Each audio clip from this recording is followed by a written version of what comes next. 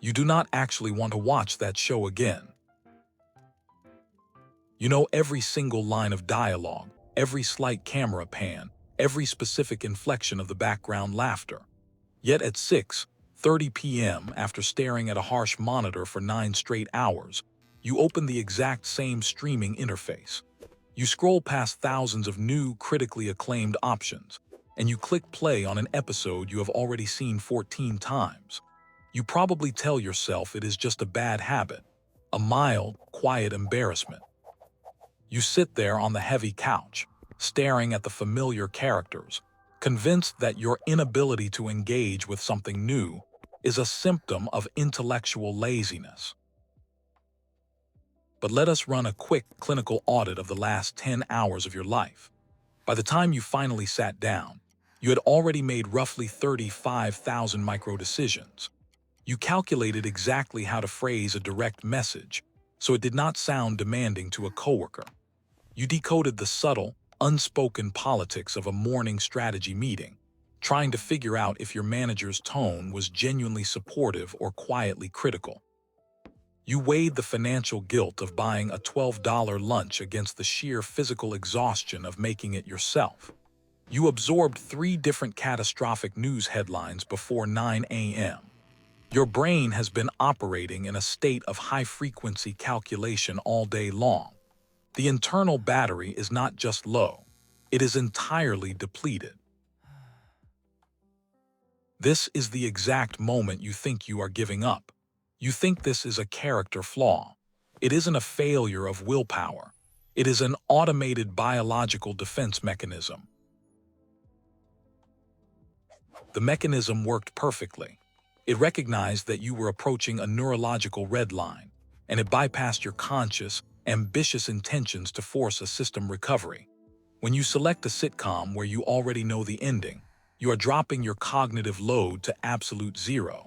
There is no new information to process, no complex character arcs to decode, no sudden, unpredictable plot twists to elevate your heart rate just when you are trying to wind down. It is a brilliant, ruthless strategy for survival.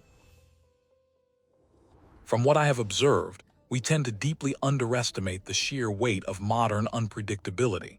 Actually, it is less about unpredictability and more about the constant anticipation of it. The economy fluctuates without warning. The daily news cycle is a relentless stream of tension, and your inbox is a chaotic, endless list of demands. You spend your entire day bracing for impact. You are constantly anticipating the next problem you will have to solve. Research suggests that familiar media leverages the mere exposure effect, where the mind actively rewards us for choosing the predictable. But it goes much deeper than just a simple preference for what we know.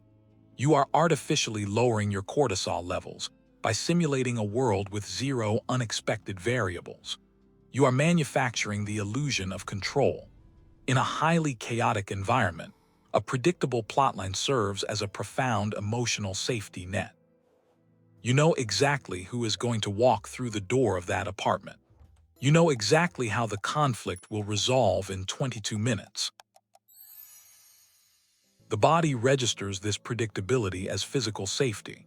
Your brain stops scanning the horizon for immediate threats because the horizon is a fixed, unchanging image of a fictional office building or a local coffee shop. But the mechanism worked, and it has a cost. Both are true. The cost is that your daily world slowly shrinks. You become so reliant on this synthetic safety that the idea of engaging with the unknown, even in the form of a new television show, feels like a monumental risk. You trade the friction of discovery for the guarantee of security. The accumulated cost is a life lived entirely within the boundaries of what has already happened. There is another layer underneath this, and it gets significantly heavier.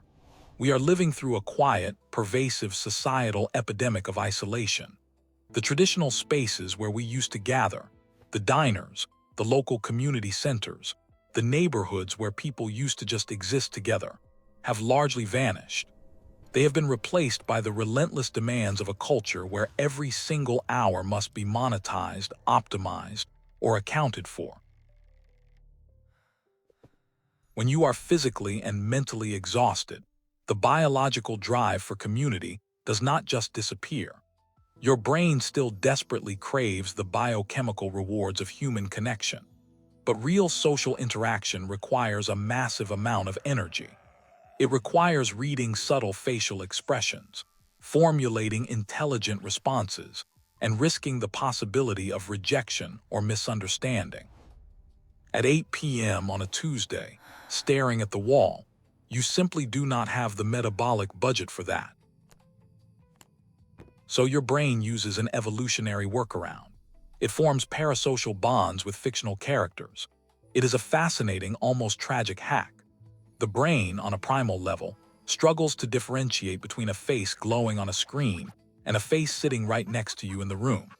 When you watch these characters joke, argue, and ultimately forgive each other, you experience the emotional warmth of a tribe. You secure the absolute luxury of human connection with zero social risk. They will not ask anything of you. They will not judge your silence. They just let you sit quietly in the room with them. It is a perfectly engineered synthetic tribe, and while it keeps you from feeling completely alone in the dark, it also subtly insulates you from the messy, unpredictable reality of actual human relationships. The comfort slowly becomes a quiet kind of cage. You get the biochemical reward of friendship without ever having to be a friend. It works, but it keeps you entirely isolated. The goal here is not to force yourself to watch a heavy, award-winning documentary when you are running on empty. The goal is to shift this behavior from an accident of exhaustion to a deliberate, tactical choice.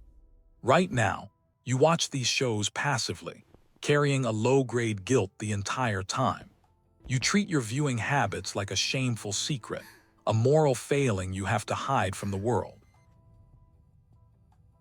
We need to change the protocol. The next time you feel that familiar magnetic pull toward the exact same episode, I want you to notice the half-second gap before you click play. In that tiny window, acknowledge what is actually happening in your body. You are not being lazy. You are administering a targeted recovery tool. You can deliberately schedule this comfort media. You can sit down and say, I am operating my brain efficiently, and right now, it requires a threat-zero environment to recharge. By naming the mechanism, you strip away the shame. You transform a mindless, repetitive habit into a strategic, conscious decision. You take back the control that the rest of the day stole from you. This will not solve the exhaustion of modern life. Tomorrow morning, the alarm will ring and the micro-decisions will start all over again. The battery will drain, the demands will pile up, and the screen will still be there waiting for you at the end of the day. The pattern continues.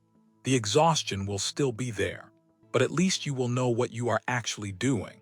You are just trying to find a safe place to rest.